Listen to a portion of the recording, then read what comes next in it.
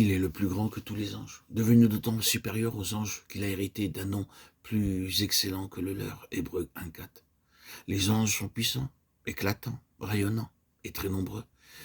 Mais le Seigneur Jésus-Christ est bien plus élevé et bien plus grand que tous, et lui sont soumis.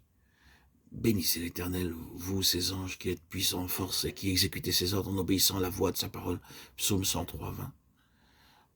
C'est par un aussi grand sauveur que nous recevons ce grand salut. Lorsqu'un grand roi désire envoyer un message à quelqu'un, il ne se déplace pas personnellement, il choisit pour cette mission un homme fidèle et digne de confiance. Mais si l'affaire est très importante et très urgente, alors il se déplace lui-même. Il nous est dit que le Seigneur Jésus n'a pas envoyé ses anges, mais il nous a apporté lui-même le salut. Dieu employa beaucoup d'autres moyens pour confirmer la grandeur de son message.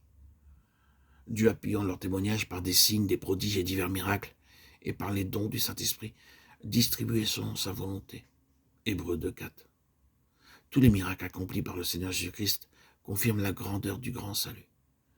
La puissance du Seigneur est tellement grande. Tout ce qu'il a dit s'est accompli.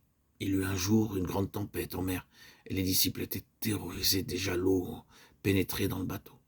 À la seule parole de réprimande du Seigneur, le vent cessa, et il se fit un grand calme. S'étant réveillé, il menaça le vent et dit à la mer, « Silence, tais-toi !» Et le vent cessa.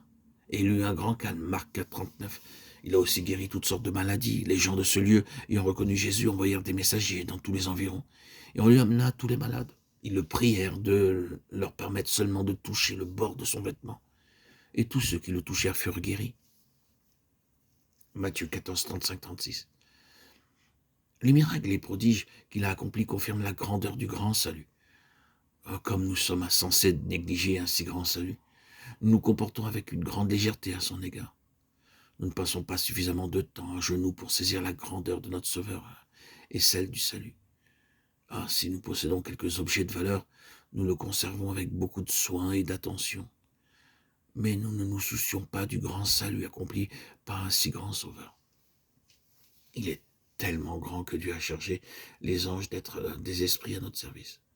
Ne sont-ils pas tous des esprits au service de Dieu, envoyés pour exercer un ministère en faveur de ceux qui doivent hériter du salut? Hébreux 1,14. L'œuvre du salut ne sera complète en nous qu'au jour du retour du Seigneur Jésus-Christ. Je suis persuadé que celui qui a commencé en vous cette bonne œuvre la rendra parfaite pour le jour de Jésus-Christ. Philippiens 1,6.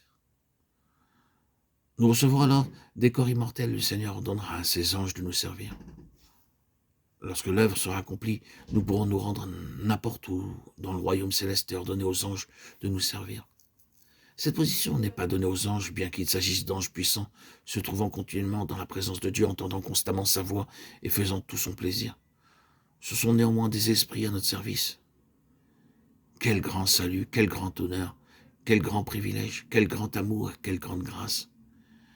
Par son livre merveilleux, la Bible, et au moyen de ses serviteurs, Dieu a pourvu à notre instruction concernant son grand amour. Le Seigneur dit, « Soyez donc parfaits comme votre Père céleste est parfait. » Matthieu 5, 48.